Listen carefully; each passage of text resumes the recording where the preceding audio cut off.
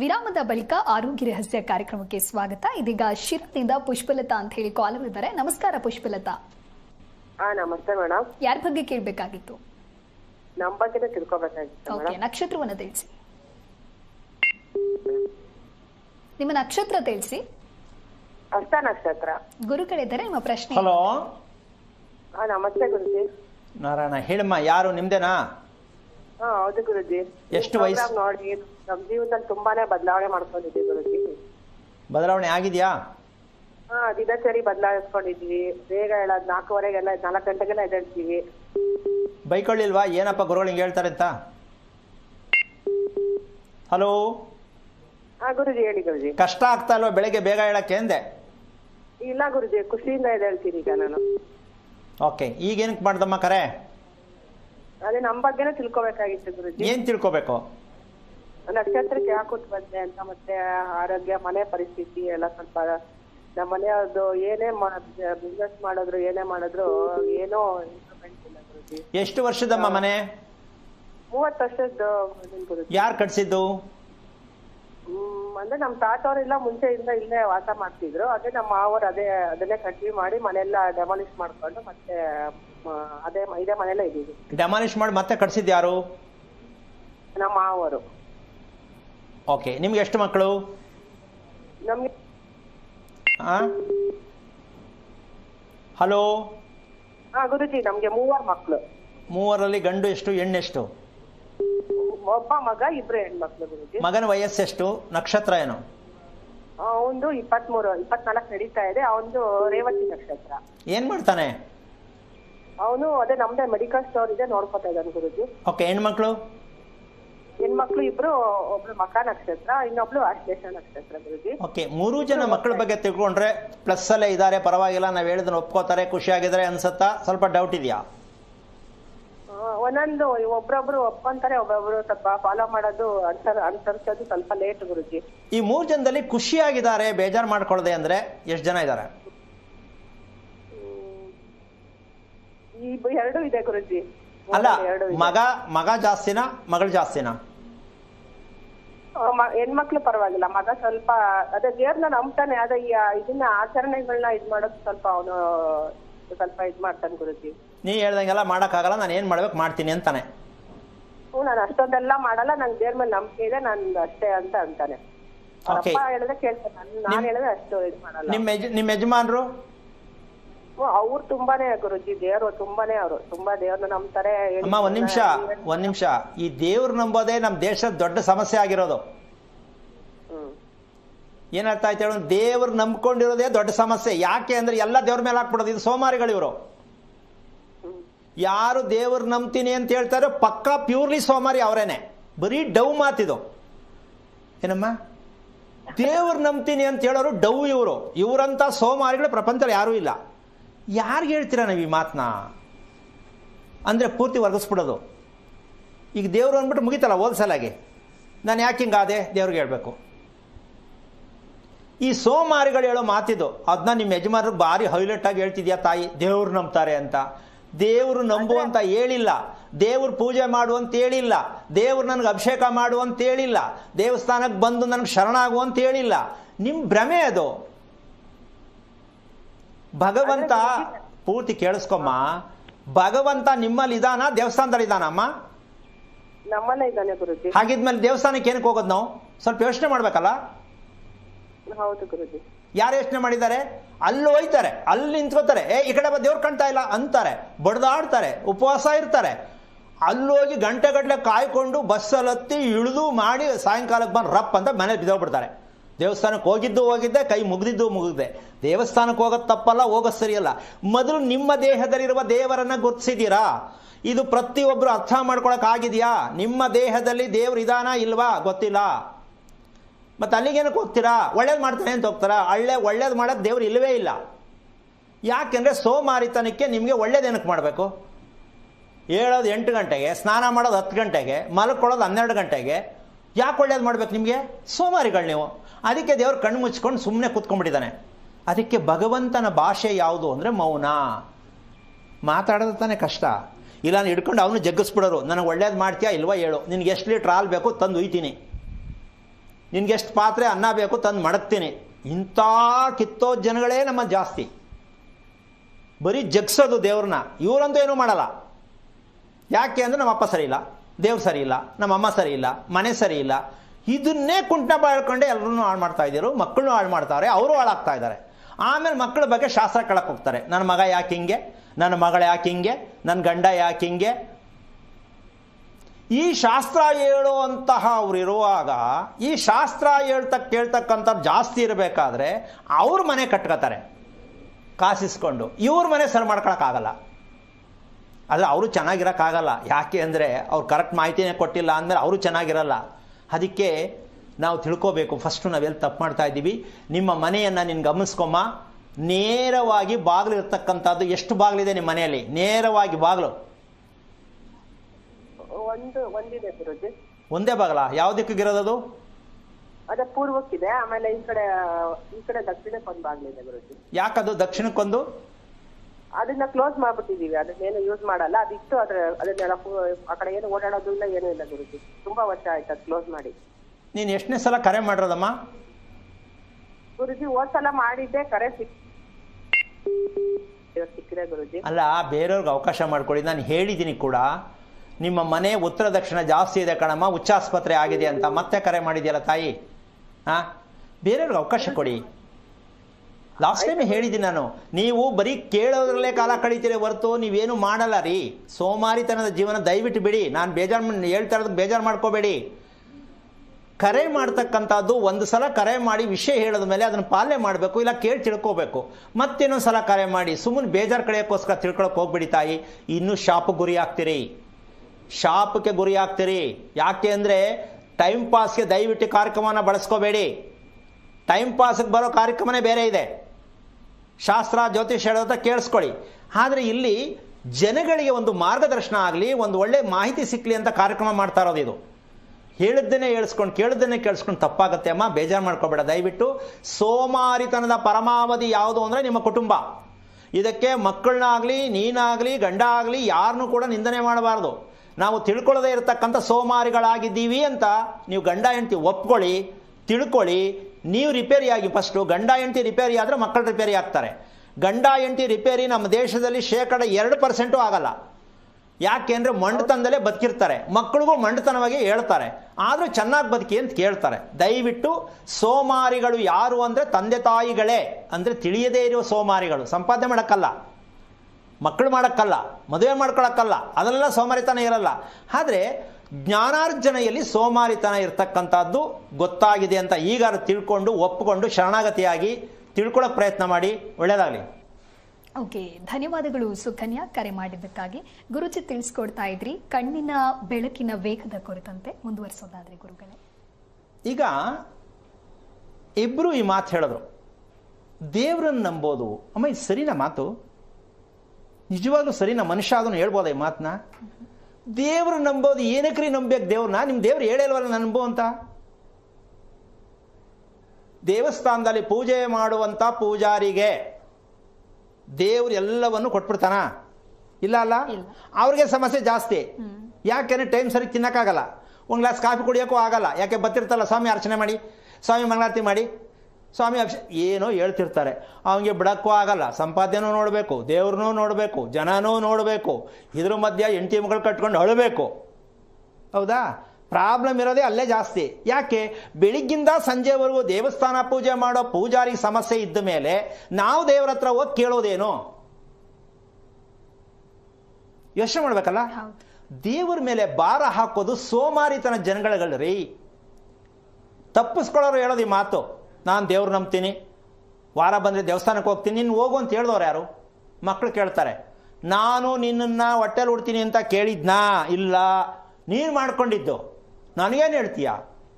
ನಾನು ಓದಿಸು ಅಂತ ಹೇಳಿದ್ನಾ? ಇಲ್ಲ, ನೀನು ಓದಿಸಿರೋದು. ನನಗೇನು ಹೇಳ್ತೀಯ? ಹಿಂಗೆ ನೋಡಿ ಛೇಮಾರಿ ಮಾಡಿದಾಗ ತಂದೆ ತಾಯಿ ತಲೆ ಬಗ್ಗಿಸ್ಬೇಕಾಗತ್ತೆ. ಇನ್ನು ಮುಂದೆ ಇದೇ ಸಿಕ್ಕೋದು ಎಲ್ಲ ತಂದೆ ತಾಯಿಗಳು. ಈಗ ಆಲ್ರೆಡಿ ಸಿಕ್ಕಿದೆ. ಸಮಾಜದಲ್ಲಿ ಈ ಮಾತನ್ನು ಹೇಳ್ತಕ್ಕಂಥ ಗುಂಡಿಗೆ ಒತ್ತಿರೋ ಗಂಡಸು ಅಂದರೆ ಯಾರೂ ಇಲ್ಲ ಈ ವಿಚಾರ ಹೇಳಕ್ಕೆ. ದೇವರು ಮಾಡಿ, ಪೂಜೆ ಮಾಡಿ, ಅಭಿಷೇಕ ಮಾಡಿ, ತಾಯ್ತಾ ಕಟ್ಟಿಸ್ಕೊಳ್ಳಿ, ತಡೆ ಓಡಿಸಿ, ಸರ್ಕಸ್ ಮಾಡೋದಕ್ಕೆ ಬೇಕಾದಷ್ಟು ಜನ ತುಂಬಿದ್ದಾರೆ ಭಾರತ ದೇಶದ ತುಂಬ. ಅಂಥ ಜನಗಳ ಹತ್ರ ಹೋಗ್ತಕ್ಕಂಥ ನೀವು ಯಾರು ತಿಳ್ಕೊಬೇಕು ನೀವು. ಇನ್ನು ಮುಂದೆ ಯಾರೇ ಆಗಲಿ ಹೇಳಬೇಕಾದದ್ದು ಏನು ಅಂದರೆ ನಾನು ಯಾರು, ಅದಕ್ಕೆ ನಾವು ಎಲ್ಲಿಂದ ಬಂದೆ ಅಂತ ಇವತ್ತು ಬೋರ್ಡ್ ಹಾಕಿರೋದು. ದಯವಿಟ್ಟು 5-5 ಸಲ ನೋಡಿ, ಒಂದು ಸಲ ಕೂತ್ಕೊಂಡು ಮೊಬೈಲ್ನ 5-5 ಸಲ ನೋಡಿ, ನಾನು ಎಲ್ಲಿಂದ ಬಂದೆ ಅಂತ. ಇತಿಹಾಸದಲ್ಲಿ ಯಾರು ಈ ಪ್ರಶ್ನೆ ಹೇಳಿದ್ದಾರೆ ಪ್ರಪಂಚಕ್ಕೆ? ಸ್ವಲ್ಪ ಅರ್ಥ ಮಾಡ್ಕೊಳ್ಳಿ. ಎಷ್ಟು ಕೋಟಿ ಖರ್ಚು ಮಾಡಿದ್ರು ನಿಮಗೆ ಮಾಹಿತಿ ಸಿಗಲ್ಲ. ಅಂತಹ ಒಂದು ಮಾಹಿತಿ ನಿಮ್ಗೆ ಸಿಕ್ಕಿದೆ ಅಂದರೆ ಎಷ್ಟೋ ಜನ್ಮದ ಪುಣ್ಯ ಬೇಕಾಗತ್ತೆ ಕೇಳಿಸ್ಕೊಳ್ಳೋಕ್ಕೆ ಕಿವಿಯಿಂದ. ಇದನ್ನು ಹರಗಿಸ್ಕೊಳ್ಳೋಕೆ ಮೊದಲು ತೀರ್ಮಾನ ಮಾಡಿ. ನಾನು ಯಾರು, ಹೂ ಆರ್ ಯು. ಕೋಪ ಬಂದಾಗ ಇಂಗ್ಲೀಷಲ್ಲಿ ಕೇಳ್ತಾರೆ ಅಲ್ಲಮ್ಮ. ಮಗಳು ಅಪ್ಪನ ಕೇಳ್ತಾಳೆ, ಎಲ್ಲಿ ಲವ್ ಮಾಡಿಬಿಟ್ಟು ಕಂಪ್ಲೇಂಟ್ ಕೊಟ್ಟು ಅಪ್ಪನ ಕರೆಸ್ತಾರೆ, ನನಗೆ ಸೆಕ್ಯೂರಿಟಿ ಕೊಡಿ ಅಂತ. ಅಲ್ಲಿ ಅಪ್ಪ ಹೋದಾಗ ಮಗಳು ಕೇಳ್ತಾಳೆ, ಹೂ ಆರ್ ಯು. ಯಾಕೆ ಅಂದರೆ ನೀನು ಯಾಕೆ ಮದುವೆ ಮಾಡ್ಕೊಂಡೆ ನನ್ನ ಮಾತು ಬಿಟ್ಟು, ನನ್ನ ಒಳ್ಳೆ ಹುಡುಗನ ಜೊತೆ ಮಾಡ್ತಾ ಇದ್ದ, who are you, you get out. ಇಂತಹ ಪ್ರಶಸ್ತಿ ಪತ್ರಗಳನ್ನು ಕೊಡುವಂತಹ ಮಕ್ಕಳನ್ನು ನಾವು ಮಾಡ್ಕೊಂಡಿದ್ದೀವಿ ಅಂದರೆ ತಂದೆ ತಾಯಿಗಳಿಗೆ ಎಂತಹ ಸನ್ಮಾನಗಳನ್ನು ಮಾಡಬೇಕು ಪ್ರತಿಯೊಬ್ಬರು ಯೋಚನೆ ಮಾಡಿ. ಇದನ್ನು ಅವಮಾನ ಮಾಡಬೇಕು ಅಂತ ಮಾತಾಡ್ತಾ ಇಲ್ಲ ನಾನು, ದಯವಿಟ್ಟು ಯಾರು ತಪ್ಪಾಗಿ ತಿಳ್ಕೊಬೇಡಿ.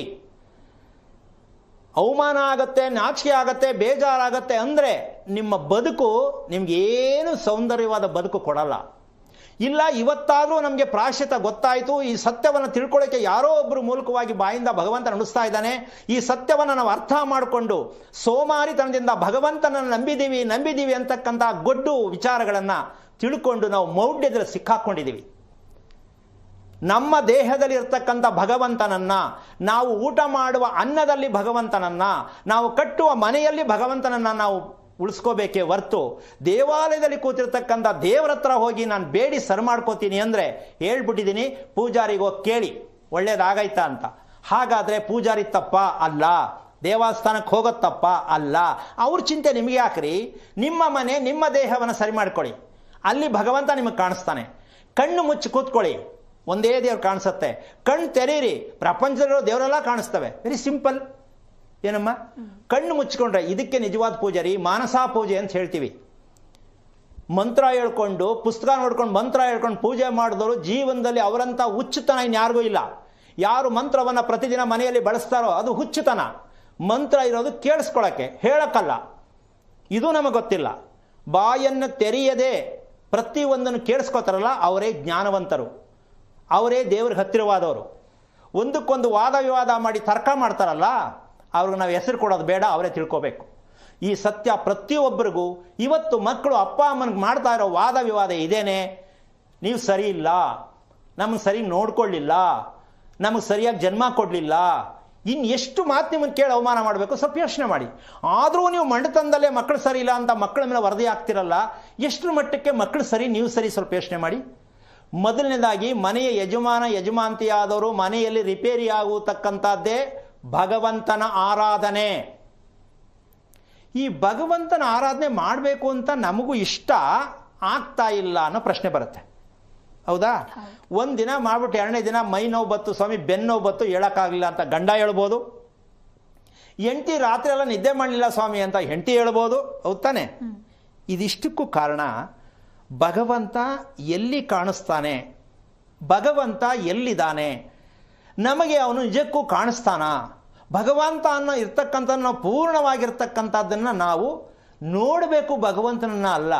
ನಿಮ್ಮ ಮನಸ್ಸಲ್ಲಿ ಯಾವಾಗ ಪ್ರೀತಿ ಬರುತ್ತೆ, ಹೆಂಡತಿ ಮೇಲೆ ಪ್ರೀತಿ, ಮಕ್ಕಳ ಮೇಲೆ ಪ್ರೀತಿ, ಸಮಾಜದ ಮೇಲೆ ಪ್ರೀತಿ, ನಿಮ್ಮ ಬದುಕಿನಲ್ಲಿ ಪ್ರೀತಿಯನ್ನು ಬರ್ತದಲ್ಲ, ಅದು ನಿಮ್ಮಲ್ಲಿ ದೇವರಿದ್ದಾನೆ ಅಂತ ಅರ್ಥ. ಪ್ರೀತಿ ಅನ್ನೋದು ಬೇಕಾ ಬೇಡವಾ? ಬೇಕಲ್ಲ. ಇದು ನಾವು ಹುಡುಗ ಹುಡುಗಿ ಲವ್ ಮಾಡ್ತಾರಲ್ಲ ಸ್ವಾಮಿ, ಅದೊಂದೇ ಟಾಪಿಕ್ಕು. ಲವ್ ಅಂದ್ರೆ ಗೊತ್ತಿಲ್ಲ ಬಿಡಿ ಸ್ವಾಮಿ, ಹುಡುಗ ಹುಡುಗಿ ಮಾಡುತ್ತಾನೆ. ಈ ಮಟ್ಟಕ್ಕೆ ನಾವು ಹಾಳಾಗಿದ್ದೀವಿ. ಲವ್ ಅಂತಕ್ಕಂಥ ಪದ ಬಳಸೋದು, ಲವ್ವಿನ ಅರ್ಥದ ಪದಗಳನ್ನ ಬಳಸೋದು, ಪ್ರೀತಿ ಅಂತಕ್ಕಂಥದ್ದು ಏನು ಅಂತಕ್ಕಂಥದ್ದು ನಮ್ಗಿನ್ನೂ ಆ ಕ್ವಾಲಿಟಿನೇ ಗೊತ್ತಾಗಿಲ್ಲ. ಎಲ್ಲರ ಹತ್ರನೂ ಒಂದೇ ಪ್ರೀತಿ ಇರಲ್ಲ ಅಂತ ಗೊತ್ತು, ಆದರೂ ಒಂದೇ ಲೈನು ಹುಡುಗ ಹುಡುಗಿ ಲವ್ ಮಾಡುತ್ತಾನೆ, ಅಷ್ಟು ಬಿಟ್ಟು ಇನ್ನೇನು ಇಲ್ಲ ಅಂತ ನಾವು ತಿಳ್ಕೊಂಡು ಕಣ್ಣು ಮುಚ್ಚಿಕೊಂಡು ಕಣ್ಣು ಕೊಟ್ಟಿದ್ರು ಕುರುಡರಾಗಿದ್ದೀವಿ. ಇದಕ್ಕೆ ಮೂಲ, ಕುಟುಂಬದ ಮೂಲ ಶಿಕ್ಷಣ ಯಾವುದು? ಇದು ಕ್ವಶನ್. ಕುಟುಂಬದ ಮೂಲ ಶಿಕ್ಷಣ ಯಾವುದು? 2 ಸಲ ಹೇಳಿದ್ದೀನಿ. ದಯವಿಟ್ಟು ಇದನ್ನು ರಾತ್ರಿ ನಿದ್ದೆ ಮಾಡಿದಾರ ಪರವಾಗಿಲ್ಲ, 10 ನಿಮಿಷ ಯೋಚನೆ ಮಾಡಿ ಇದನ್ನು. ಕುಟುಂಬದ ಮೂಲ ಶಿಕ್ಷಣ ಯಾವುದು? ತಂದೆ ತಾಯಿಯಾದವರ ಮೂಲ ಶಿಕ್ಷಣ ಯಾವುದು? 3 ಸಲ ಹೇಳಿದ್ದೀನಿ. ಯಾಕೆ ಅಂದರೆ ಸಾಧ್ಯ ಇಲ್ಲ. ಏನದು ಮೂಲ ಶಿಕ್ಷಣ ಅಂದರೆ ಒಂದೇ ಸಮಯ ಯಾವುದು ಶಿಕ್ಷಣ ಯಾವುದು ಇರಬೇಕು, ನಮ್ಮ ಹೊಟ್ಟೆಯ ಕರಳಲ್ಲಿ ತುಂಬಿರ್ತಕ್ಕಂಥ ಮಲ ವಿಸರ್ಜನೆ ಒಂದೇ ಸಮಯದಲ್ಲಿ ನೀವಾಗಲಿ ಮಕ್ಕಳಾಗಲಿ ಬೆಳಿಗ್ಗೆ 6 ಗಂಟೆ ಕರೆಕ್ಟಾಗಿ ಹೋಗಬೇಕು. 6:05 ಹೋದ್ರೂ ಶಿಕ್ಷಣ ತಪ್ಪು. ಈಗ ನಮ್ಮಲ್ಲಿ ತಿಂಡಿ ತಿಂದ ಮೇಲೆ ಊಟ ಆದಮೇಲೆ ಮಲಗಿದ್ದೆದ್ದ ಮೇಲೆ ಸಾಯಂಕಾಲ ತನಕ 4 ಸಲ 5 ಸಲ ಓಡಾಡ್ಕೊಂಡು ಮಾಡ್ಕೊಂಡು ಫಜಿತಿ ಎತ್ಕೊಂಡು ಪೂರ್ತಿ ಮನೆ ಕುಟುಂಬನೇ ಗಬ್ಬೆದ್ದೋಗಿದೆ. ದೇವರಲ್ಲಿ ಬರುತ್ತಲ್ಲಿ ಪ್ರಪಂಚದ ಇತಿಹಾಸದಲ್ಲಿ ಒಂದು ಮನೇಲಿ ಈ ಶಿಕ್ಷಣ ಇದೆ ನೋಡೋಣ. ಒಬ್ಬರು ಗಂಡ ಹೆಂಡತಿ ಯಾರೇ ಆಗಲಿ ಕರೆಕ್ಟ್ ಟೈಮ್ಗೆ ನಾನು ಮೋಷನ್ಗೆ ಹೋಗ್ತಕ್ಕಂಥ ಅಭ್ಯಾಸ ಇದೆ ಅಂತ ಯಾರು ಇದೆ ದಯವಿಟ್ಟು ಕರೆ ಮಾಡಿ. ಬಿಚ್ತೀನಿ ನಾನು ಮುಂದಕ್ಕೆ ಅದರ ವಿಚಾರನ. ನೀವು ಹೋಗ್ತೀವಿ ನಾನು ಒಪ್ಕೊಳಕ್ಕೆ ರೆಡಿ ಇಲ್ಲ. ಹಾಗಂತ ಹೋಗಕ್ಕಾಗಿಲ್ಲ ಅಂತಲ್ಲ. 1 ಕೋಟಿಯಲ್ಲಿ ಒಬ್ಬ ವ್ಯಕ್ತಿಗೆ ಇದು ಸಾಧ್ಯ ಇಲ್ಲ ಈ ಅಭ್ಯಾಸ. ಯಾವಾಗಲೂ ಒಂದ್ಸಲ ಒಯ್ತೀನಿ ಸ್ವಾಮಿ, ಒಂದ್ಸಲ ಊಟ ಹೆಚ್ಚು ಕಮ್ಮಿ ಆದ್ರೆ ಒಂದ್ಸಲ ಒಯ್ತೀನಿ, ಹೋಟ್ಲ ತಿನ್ಬಿಟ್ರೆ 2 ಸಲ ಒಯ್ತೀನಿ. ಈ ಥರ ವಿಚಿತ್ರವಾಗಿ ಹೊಟ್ಟೆಯಲ್ಲಿರ್ತಕ್ಕಂತಹ ಮಲಶೇಷವನ್ನು ಹೊರಗಡೆ ತೆಗೆಯುವಂಥದ್ದು ಗೊತ್ತಿಲ್ಲ. ಹೇಗೆ ಊಟ ಮಾಡಬೇಕು ಅನ್ನೋದು ಗೊತ್ತಿಲ್ಲ. ಅದನ್ನು ಹೇಗೆ ಅರಗಿಸ್ಕೋಬೇಕು ಅನ್ನೋದು ಗೊತ್ತಿಲ್ಲ. ದೇವ್ರು ನಂಬಿದ್ದೀನಿ ಅಂತ ಮಕ್ಕಳಿಗೂ ಅದನ್ನೇ ಹೇಳ್ತೀರಾ, ನೀವು ಅದನ್ನೇ ಹೇಳ್ಬಿಟ್ಟು ಅನುಭವಿಸ್ತಾ ಇದ್ದೀರಾ, ಪ್ರಪಂಚಕ್ಕೂ ಅದನ್ನೇ ಬೋಧನೆ ಕೊಡ್ತಾ ಇದ್ದೀರಾ. ಏನು ಅರ್ಥ ಇದೆ ಇದರಲ್ಲಿ? ಪ್ರತಿಯೊಬ್ಬರು ಯೋಚನೆ ಮಾಡಿ. ಮೂಲ ಶಿಕ್ಷಣ ಮಲ ಶಿಕ್ಷಣ. Very simple. ಪ್ರತಿಯೊಬ್ಬ ಮನುಷ್ಯನ ಮೂಲ ಶಿಕ್ಷಣ ಯಾವುದು? ಮಲ ಶಿಕ್ಷಣ. ಪ್ರಪಂಚದಲ್ಲಿ ಇಡೀ ವಿಶ್ವದಲ್ಲಿ ಈ ವಿಚಾರ ನಮ್ಮ ಭಾರತ ದೇಶದಲ್ಲಿ ಮಾತ್ರ ಇದಕ್ಕೆ ಸಂಸ್ಕಾರ ಇರೋದು. ನಮ್ಮ ಭಾರತೀಯರಿಗೆ ಮಾತ್ರ ಇದು ಸತ್ಯ ಗೊತ್ತಾಗೋದು. ಹೊರಗಡೆ ದೇಶದಲ್ಲಿ ದುಡ್ಡು ಸಂಪಾದನೆ ಮಾಡಕ್ಕೆ ಹೋಗ್ತಿರಲ್ಲ, ಇಲ್ಲಿಂದ ಓದಿಸಿ ಮಕ್ಕಳನ್ನ ಕಳಿಸ್ತಿರಲ್ಲ, ತಿಳ್ಕೊಳ್ಳಿ 1 ಗಂಟೆಯಲ್ಲಿ ಮೆಡಿಕಲ್ ಓಪನ್ ಮಾಡಿದ್ರೆ ಮುಚ್ಚಿದ್ರೆ 1,00,000 ಜನ ಸಾಯ್ತಾರೆ. 1 ಗಂಟೆ ಮೆಡಿಕಲ್ ಮುಚ್ಚಿದ್ರೆ. ಯಾಕೆ? ದುಡ್ಡು. ನಮ್ಮ ಭಾರತೀಯರಿಗೆ ಬೇಕಾಗಿರೋದು ದುಡ್ಡು. ಅದಕ್ಕೆ ಓದ್ಬಿಟ್ಟು ಒಂದ್ಸಲ 10 ವರ್ಷ ಹೋಗಿ ಬಂದ್ಬಿಟ್ರೆ ಸ್ವಾಮಿ ಅದೇನಕ್ಕೆ ಹೋಗ್ತಾರೋ ಏನು ತರ್ತಾರೋ ಭಗವಂತನ ಗೊತ್ತು, ಹೋಗ್ಲಿ ತೊಂದರೆ ಇಲ್ಲ. ಆದರೆ ನಿಮಗೆ ಮುಖ್ಯವಾಗಿ ಬೇಕಾಗಿರೋದು ಆರೋಗ್ಯನ ಹಣನ ಸ್ವಲ್ಪ ಯೋಚನೆ ಮಾಡಿ. ಯಾವ್ದು ಬೇಕಮ್ಮ? ಆರೋಗ್ಯ ಬಿಟ್ಟು ಎಲ್ಗೋ ಹೋಗಿ ದುಡ್ಡು ಸಂಪಾದನೆ ಮಾಡೋದು ಏನಕ್ಕೆ ಬೇಕಾದ ದುಡ್ಡು? ಗಂಡನೂ ದುಡಿತಾರೆ, ಹೆಂಡತಿನೂ ದುಡಿತಾರೆ, ಹೆಂಡತಿಗೂ ನೆಮ್ಮದಿ ಇಲ್ಲ, ಗಂಡನಿಗೂ ನೆಮ್ಮದಿ ಇಲ್ಲ, ಮಕ್ಕಳಿಗೂ ನೆಮ್ಮದಿ ಇಲ್ಲ, ಸಮಾಜಕ್ಕೂ ಒಳ್ಳೇದು ಮಾಡಲಿಲ್ಲ. ಮತ್ತು ಏನಿದು? ನಾನು ನಿಮಗೆ ಎಲ್ಲರಿಗೂ ಬುದ್ಧಿ ಹೇಳ್ತಾ ಇಲ್ಲ, ದಯವಿಟ್ಟು ಯಾರು ತಪ್ಪಾಗಿ ತಿಳ್ಕೊಬೇಡಿ. ಯಾಕೆ ಅಂದರೆ ಈ ಮಾತನ್ನು ಹೇಳ್ತಾ ಇರ್ತಕ್ಕಂಥ ಉದ್ದೇಶ ಇಷ್ಟೇ, ನಿಮ್ಮಲ್ಲಿ ಈ ಸತ್ಯ ಅರ್ಥ ಆಗಲಿ ಅನ್ನೋ ಉದ್ದೇಶ ಅಷ್ಟೇ. ನಾನು ಆರ್ಡರ್ ಮಾಡ್ತಾ ಇಲ್ಲ. ಆರ್ಡರ್ ಮಾಡೋಕ್ಕೆ ನನಗೆ ಅಧಿಕಾರ ಇಲ್ಲ. ಯಾಕೆ ಅಂದರೆ ಮನೆಯಲ್ಲಿರ್ತಕ್ಕಂಥ ಕುಟುಂಬಸ್ಥರಿಗೆ ಹೇಳಿದ್ರೆ ಕೇಳೋದಕ್ಕೆ ಕಷ್ಟ ಇದೆ. ಅಂತಹ ವಿಚಾರ ನಾವು ಆ ರೀತಿಯಾಗಿ ಪಕ್ಕದ ಮನೆಯವ್ರು ನೋಡಿಕೊಂಡು ತಪ್ಪು ದಾರಿ ಹೋಗೋದು ಬೇಡ. ಈ ಶಿಕ್ಷಣ ಪ್ರತಿಯೊಬ್ಬರಿಗೂ ಬೇಕು ಅಂತ ಬೇಡ ಅಂತಮ್ಮ. ಹೇಗಿರಬೇಕು ಅಂದರೆ ದೇವರು ನಿಮ್ಮಲ್ಲಿ ಸದಾ ನಿಮ್ಮ ಒಟ್ಟಿಗೆ ನಿಮ್ಮನ್ನು ಕೆಲಸ ಮಾಡಬೇಕು ಅಂದರೆ ಭಗವಂತನ ಕೆಲಸ ಏನ್ರಿ? ನೀವು ಮಲ್ಕೊಂಡು ಸ್ಮರಣೆ ಮಾಡಿದ್ರು ಕೂಡ ಭಗವಂತನ ಸ್ಮರಣೆ ಮಾಡೋದಷ್ಟೇ, ಪೂಜೆ ಮಾಡೋದಲ್ಲ, ಭಗವಂತನ ನಂಬೋದಲ್ಲ. ಮಾಡುವ ಕೆಲಸದಲ್ಲಿ ಭಗವಂತನನ್ನ ನೋಡಿ, ನಿಮ್ಮ ವೃತ್ತಿಯಲ್ಲಿ ಭಗವಂತನನ್ನ ನೋಡಿ, ಆ ಮಾಡುವ ಸಮಯದಲ್ಲಿ ಭಗವಂತನನ್ನ ನೋಡಿ. ಗುಡಿಯಲ್ಲಿ ಹೋಗಿ ಭಗವಂತನ ನೋಡೋದಲ್ಲ. ಟೈಮ್ ಆಯಿತು, ಸಂಬಳ ಕೊಡ್ತಾರೆ, 5 ಗಂಟೆ ಆದರೆ ಸಾಕು, ಗಂಟೆ ಹೊಡಿತು, ಬೆಲ್ ತಗೊಂಡು ಟಿಫನ್ ತಗೊಂಡು ಹೋಗ್ತೀನಿ ಅನ್ನೋ ಪ್ರಶ್ನೆ ಅಲ್ಲ. ನಾನು ಎಷ್ಟು ಕೆಲಸವನ್ನು ಮಾಡ್ತಾ ಇದ್ದೇನೆ, ಎಷ್ಟು ಸತ್ಯವಾಗಿ ನಡ್ಕೊಳ್ತಾ ಇದ್ದೇನೆ, ಇದರಲ್ಲಿ ನನಗೆ ಬರ್ತಾ ಇರ್ತಕ್ಕಂಥ ಭಾಗ ನನಗೆ ಸರಿಯಾಗಿ ಇದೆಯಾ, ಅದಕ್ಕೆ ತಕ್ಕಂತೆ ಕೆಲಸ ಮಾಡ್ತಾ ಇದ್ದೀನಿ ಅಂತ ಯಾರು ಕೆಲಸ ಮಾಡ್ತಾರೋ ಅವರಿಗೆ ಭಗವಂತ ಜೊತೆಲಿ ಇರ್ತಾನೆ. ಗಡಿಯಾರ ನೋಡ್ಕೊಂಡು ಕೆಲಸ ಮಾಡ್ತಾರಲ್ಲ, ಗಡಿಯಾರ ನೋಡ್ಕೊಂಡು ಊಟ ಮಾಡ್ತಾರಲ್ಲ, ಗಡಿಯಾರ ನೋಡ್ಕೊಂಡು ಮಲ್ಕೋತಾರಲ್ಲ, ಇವರಿಗೆ ಭಗವಂತ ಯಾವ ಕಾರಣಕ್ಕೂ ಹತ್ರ ಬರಲ್ಲ. ನಮ್ಮ ಗಡಿಯಾರ ನೋಡ್ಕೊಂಡು ನಾವು ಬದುಕಬೇಕು. ನಾವು ಗೋಡೆ ಮೇಲಿರೋ ಗಡಿಯಾರ ನೋಡ್ಕೊಂಡು ಬದುಕ್ತಾ ಇರೋದು. ಮಕ್ಕಳಿಗೂ ಅದನ್ನೇ ಹೇಳ್ಕೊಡ್ತಾ ಇರೋದು. ಯಾಕೆಂದರೆ ಸಮಯ ಪ್ರಜ್ಞೆ ನಮಗೂ ಗೊತ್ತಿಲ್ಲ, ಮಕ್ಕಳಿಗೂ ಗೊತ್ತಿಲ್ಲ. ಈ ಕಾರಣದಿಂದಾಗಿ ಭಗವಂತ ನಮ್ಮೊಟ್ಟಿಗೆ ಇರಲ್ಲ. ನಮ್ಮೊಟ್ಟಿಗೆ ಇಲ್ಲ ಅಂದರೆ ನೀವು ಹುಡ್ಕೊಂಡು ಯಾಕೆ ಹೋಗ್ತೀರಾ? ಅಲ್ಲಿಗೆ ಹೋಗ್ಬೇಕು, ಮಾದೇಶ್ವರನ ಬೆಟ್ಟಕ್ಕೆ ಹೋಗ್ಬೇಕು, ತಿರುಪತಿಗೆ ಹೋಗ್ಬೇಕು ಅಂದರೆ ಯಾತ್ರಾ ಸ್ಥಳಕ್ಕೆ ಹೋಗಬಾರ್ದು ಅಂತ ಹೇಳ್ತೀರಾ, ತಪ್ಪಾಗಿ ಅದು ಬೇರೆ ತಿಳ್ಕೊಂಬಿಟ್ಟಿರ. ಆಮೇಲೆ ಆದರೆ ನೀವು ಅರ್ಥನೇ ಮಾಡ್ಕೊಳ್ಳದೆ ನೀವು ಎಲ್ಲಿ ಹಿಮಾಲಯ ಪರ್ವತಕ್ಕೆ ಹೋಗಿ ತಪಸ್ಸು ಮಾಡಿದ್ರೂ ಆಗಲ್ಲ. ಈ ಸತ್ಯ ಪ್ರತಿಯೊಬ್ಬರಿಗೂ ಗೊತ್ತಾಗಬೇಕು ಅಂತಕ್ಕಂಥ ಉದ್ದೇಶ. ಆರೋಗ್ಯ ಅಂತಕ್ಕಂಥದ್ದು ಅದರ ರಹಸ್ಯ ಯಾವುದು ಅಂದರೆ ಭಗವಂತನೇ ಆರೋಗ್ಯ. Health is a wealth. ಹೌದೇನಮ್ಮ? ಕರೆಕ್ಟಾಗಿ ಇಂಗ್ಲೀಷ್ ಹೇಳಿದ್ದೀನಾ? ಯಾಕೆಂದ್ರೆ ಇಂಗ್ಲೀಷ್ ಓದಿಲ್ಲ ನಾನು. ಆಮೇಲೆ ನಾನು ಎಲ್ಲ ತಿಳ್ಕೊಂಬಿಟ್ಟಿದ್ದೀನಿ ಅಂತ ದಯವಿಟ್ಟು ಅನ್ಕೋಬೇಡಿ. ಭಗವಂತ ಯಾರೋ ಒಬ್ಬರನ್ನ ಕಳಿಸ್ತಾರೆ, ಒಂದು ಮೆಸೇಜ್ ಕೊಟ್ಟು ಬಾ, ಈ ಸಮಾಜಕ್ಕೆ ಕೊಟ್ಟು ಹೋಗು, ಹಿಟ್ಟು ಕೊಟ್ಟು ಬಾ ಅಂತ ಇಲ್ಲಿ ಭಗವಂತ ನಮ್ಮನ್ನು ಸೃಷ್ಟಿ ಮಾಡಿರೋದು. ಹಿಟ್ಟು ಕೊಟ್ಟು ಬಾ, ಏನಿಡಬೇಕು? ಒಳ್ಳೆಯ ಸಂಸ್ಕಾರವಂತ ಮಗುವನ್ನು ಭೂಮಿಯಲ್ಲಿ ಇಟ್ಟು ಅದನ್ನು ಸಮಾಜಕ್ಕೆ ಕೊಟ್ಟು ನೀನು ಬಾ ಅಂತ ಭಗವಂತ ಇಲ್ಲಿ ಕಳಿಸಿರೋದು. ನಾವು ಏನೋ ಒಂದು ಮಾಡಿ ಸಾಧನೆ ಮಾಡ್ತೀನಿ ಅಂತಾರೆ. ಅದೇನು ಸಾಧನೆ ಅಂತ ಹೇಳ್ಕೊಳಕ್ಕೆ ನಾಚಿಕೆ ಆಗತ್ತೆ. ಏನೂ ಇಲ್ಲ, ಸಾವೇ ಸಾಧನೆ, ಇನ್ನೇನೂ ಇಲ್ಲ. ಆತ್ಮಹತ್ಯೆನೇ ಸಾಧನೆ. ಇದು ನಮ್ಮ ದೇಶದಲ್ಲಿ 40% ಶುರುವಾಗಿದೆ. ಬೆಳಗಿಂದ ಸಾಯಂಕಾಲ ತನಕ ಬರೀ ಕೊಲೆ, ಸುಲಿಗೆ, ಆತ್ಮಹತ್ಯೆ, ದರೋಡೆ ಇಷ್ಟೇ ನಡೀತಾ ಇದೆ ಅಂದಮೇಲೆ ಮಕ್ಕಳ ಮನಸ್ಥಿತಿ ಯಾವ ಮಟ್ಟಕ್ಕೆ ಹೋಗಿದೆ, ಹೆಣ್ಣಿರ್ಬೋದು ಗಂಡಿರ್ಬೋದು, ಇದಕ್ಕೆಲ್ಲ ಕಾರಣ ನಮ್ಮ ಮೂಲ ಸಿದ್ಧಾಂತ ಕೆಡಿಸಿರುವ ಕಾರಣ ದೇವರನ್ನ ಮಾಡಿದ್ರೆ ನಿಮ್ಗೆಲ್ಲವೂ ಸಿಗುತ್ತೆ ಅಂತ ಹೇಳ್ತಕ್ಕಂತಹ ನಾಸ್ತಿಕರು ಇದ್ದಾರಲ್ಲ, ಬಾಯಲ್ಲಿ ಹೇಳೋದು ದೇವರು ಮಾಡಿ ಅಂತ. ಇದು ನಾಸ್ತಿಕರ ವಿಚಾರ ಆಗತ್ತೆ. ಸರಿಯಾದ ರೀತಿ ಹೇಳಬೇಕಾದ್ರೆ ಭಗವಂತ ನಮ್ಮ ಭೂಮಿಗೆ, ಭೂಲೋಕಕ್ಕೆ ಪ್ರೀತಿ ವಾತ್ಸಲ್ಯ ಭೂಲೋಕದಲ್ಲಿದೆ ಅಂತ ಮಗುವಿನ ರೂಪದಲ್ಲಿ ಹುಟ್ಟುತ್ತಾನೆ ಅಂತ ಹೇಳುತ್ತೆ. ಭಗವಂತ ಯಾವ ರೂಪದಲ್ಲಿ ಹುಟ್ಟುತ್ತಾನೆ? ಮಗುವಿನ ರೂಪದಲ್ಲಿ ಭೂಲೋಕದಲ್ಲಿ ಹುಟ್ಟುತ್ತಾನಂತೆ. ಪ್ರೀತಿ ವಾತ್ಸಲ್ಯ ತುಂಬ ಚೆನ್ನಾಗಿದೆ ಭೂಲೋಕದಲ್ಲಿ ಅಂತ ಹೇಳಿ. ಅದಕ್ಕೆ ಉದಾಹರಣೆ ಶ್ರೀರಾಮಚಂದ್ರ ತ್ರೇತಾಯುಗದಲ್ಲಿ ಆ ರೂಪದಲ್ಲಿ ಹುಟ್ಟಿರ್ತಕ್ಕಂಥ ಆದರ್ಶ ಪುರುಷನಾಗಿ ಶ್ರೀರಾಮ ಇವತ್ತು ಭಗವಂತನ ರೂಪದಲ್ಲಿ ಪ್ರಜ್ವಲಿಸ್ತಾ ಇರ್ತಕ್ಕಂಥ ಇಡೀ ಭಾರತ ದೇಶದಲ್ಲಿ ಅಷ್ಟರ ಮಟ್ಟಕ್ಕೆ ಮನಸ್ಸಿಗೆ ಖುಷಿ ಕೊಡ್ತಕ್ಕಂಥ ಆದರ್ಶ ಪುರುಷ ಶ್ರೀರಾಮ. ಮನುಷ್ಯನಾಗಿ ಹುಟ್ಟಿ ಭಗವಂತನ ರೀತಿಯಲ್ಲಿ ಪರಿವರ್ತನೆ ಮಾಡಿರ್ತಕ್ಕಂಥ ಮಾರ್ಗದರ್ಶನ ಕೊಟ್ಟಿರ್ತಕ್ಕಂತಹ ಶ್ರೀರಾಮ, ಭಗವಂತನೇ ಹುಟ್ಟಿರ್ತಕ್ಕಂಥ ಶ್ರೀಕೃಷ್ಣ, ಇವರಿಬ್ಬರು ಬಿಟ್ಟು ಇನ್ಯಾರೂ ಇಲ್ಲ ನಮ್ಮ ದೇಹಕ್ಕೆ ಬೇಕಾಗಿರತಕ್ಕಂಥ ಮಾಹಿತಿ. ಆ ಉದ್ದೇಶಕ್ಕೋಸ್ಕರವಾಗಿ ರಾಮ ಕೃಷ್ಣ ಅಂತಕ್ಕಂಥದ್ರಲ್ಲಿ ನಿಮ್ಮ ದೇಹದಲ್ಲಿ ನಿಮ್ಮ ಮನಸ್ಸಲ್ಲಿರ್ತಕ್ಕಂಥ ಕೊಳೆ ನಾಶವಾಗಿ ನಿಮ್ಮ ಮನಸ್ಸಿಗೆ ನಾನು ಏನು ತಿಳ್ಕೋಬೇಕು ಅನ್ನೋ ಸತ್ಯವನ್ನು ಅರ್ಥ ಮಾಡಿಸೋದಕ್ಕೆ ಅವರಿಬ್ಬರು ಸಾಕಾಗುತ್ತೆ ಅಂತ. ಯಾಕೆ ಅವರಿಬ್ಬರು ಲೆಕ್ಕಾಚಾರ ಹಾಕೋಬೇಕಂದ್ರೆ ಉಸಿರನ್ನು ತೆಗೊಳ್ತಕ್ಕಂಥದ್ದು, ಉಸಿರನ್ನು ಬಿಡ್ತಕ್ಕಂಥದ್ದು ಇದು 2, ಆಹಾರ ತಗೊಳ್ತಕ್ಕಂಥದ್ದು, ಆಹಾರ ಹೊರಗೆ ಕಳಿಸ್ತಕ್ಕಂಥದ್ದು ಇದು 2, ಮತ್ತೆ ಅದನ್ನು ಪಚನ ಮಾಡಿ ದೇಹಕ್ಕೆ ಶಕ್ತಿಯನ್ನು ಕೊಡ್ತಕ್ಕಂಥದ್ದು. ಈ ಒಟ್ಟು 6 ದೋಷಗಳು ನಮ್ಮನ್ನು ಪೂರ್ಣವಾಗಿರ್ತಕ್ಕಂತಹ ಚಿಂತೆ ಮಾಡೋದಕ್ಕೆ ಕಾರಣವಾಗಿದೆ. ಈ 6 ದೋಷಗಳು ಪ್ರತಿ ಮಗುವಿನಲ್ಲೂ, ಪ್ರತಿ ಜಾತಿಯಲ್ಲೂ, ಪ್ರತಿ ಧರ್ಮದಲ್ಲೂ ಇರ್ತಕ್ಕಂಥ ಸತ್ಯ. ಈ ಸತ್ಯವನ್ನು ತಿಳ್ಕೊಂಡ್ರೆ ಮಕ್ಕಳಿಗೆ ಒಳ್ಳೆ ದಾರಿಯನ್ನು ಕಳಿಸೋದಕ್ಕೆ ತಂದೆ ತಾಯಿಗಳು ಮೊದಲು ಇದನ್ನು ಪ್ರಯತ್ನ ಮಾಡಿ ಪರಿವರ್ತನೆ ಮಾಡಬೇಕು. ನಮ್ಮಲ್ಲಿ ಇರ್ತಕ್ಕಂಥದ್ದು ನಿವೃತ್ತಿ ಆಗಬೇಕು. ನಾವು ಪ್ರವೃತ್ತಿ ಮಾಡ್ಕೋತಾ ಇದ್ದೀವಿ. ನಿವೃತ್ತಿಗೆ ಅರ್ಥ ಏನು, ಪ್ರವೃತ್ತಿಗೆ ಅರ್ಥ ಏನು ಅಂತ ಸಂದರ್ಭ ಸಿಕ್ಕದಾಗ ಹೇಳೋಣ ಅಂತ ಪ್ರಯತ್ನ ಮಾಡಿ ಈ ದಿನದ ಎಷ್ಟು ಮಟ್ಟಕ್ಕೆ ನೀವು ಈ ವಿಚಾರಗಳನ್ನು ಸಂಗ್ರಹ ಮಾಡ್ಕೊಂಡಿದ್ದೀರಾ, ಎಷ್ಟು ಪಾಲನೆ ಮಾಡ್ತೀರಾ. ಮಕ್ಕಳ ಮೇಲೆ ದಯವಿಟ್ಟು ಕಂಪ್ಲೇಂಟ್ಗಳನ್ನು ಮಾಡೋದು, ಗಂಡನ ಮೇಲೆ ಕಂಪ್ಲೇಂಟ್ ಮಾಡೋದು, ಗಂಡ ಹೆಂಡತಿ ಮೇಲೆ ಕಂಪ್ಲೇಂಟ್ ಮಾಡೋದು, ಈ ವಿಚಾರವನ್ನು ಮಾಡಬಾರ್ದು. ಕಣ್ಣಿನಲ್ಲಿ ಉತ್ಪತ್ತಿ ಆಗ್ತಕ್ಕಂಥ ಬೆಳಕಿನ ವಿಚಾರವನ್ನು ಸ್ವಲ್ಪ ಮುಂದೂಡಬೇಕಾಗತ್ತೆ. ಕಾರಣ ಸಮಯ ಇಲ್ಲ. ಆ ಬೆಳಕಿನಿಂದ ಮನೆ ಇರ್ತಕ್ಕಂಥ ದಿಕ್ಕಿಗೂ, ಮನೆಯಲ್ಲಿರುವ ದಿಕ್ಕಿಗೂ, ಮಗು ಹುಟ್ಟಿದ ಕಣ್ಣಿನ ದೃಷ್ಟಿಗೂ ಎಷ್ಟು ಮಟ್ಟಿಗೆ ಸತ್ಯ ಅರ್ಥ ಮಾಡ್ಕೊಂಡಿದೆ ಅಂತಕ್ಕಂಥ ಸತ್ಯಾಂಶವನ್ನು ಮುಂದೆ ತಿಳಿಸೋಣ ಅಂತ ಪ್ರಯತ್ನ ಮಾಡೋಣ ಅಂತ ಹೇಳ್ತಾ ಕಾರ್ಯಕ್ರಮ ಮುಗಿಸ್ತಾ ಇದ್ದೀನಿ. ಜೈ ಶ್ರೀರಾಮ್. ಸಾಕಷ್ಟು ವಿಚಾರವನ್ನು ನಮ್ಮ ವೀಕ್ಷಕರಿಗಾಗಿ ತಿಳಿಸ್ಕೊಟ್ಟಿದ್ದೀರಾ. ಧನ್ಯವಾದಗಳು ಗುರುಜಿ ಕಾರ್ಯಕ್ರಮಕ್ಕೆ ಆಗಮಿಸಿದ್ದಕ್ಕಾಗಿ. ನೋಡಿದ್ರಲ್ವ ವೀಕ್ಷಕರೇ, ಭಗವಂತನೇ ನಮ್ಮೆಲ್ಲರ ಆರೋಗ್ಯದ ರಹಸ್ಯ ಅನ್ನುವಂತಹ ವಿಚಾರ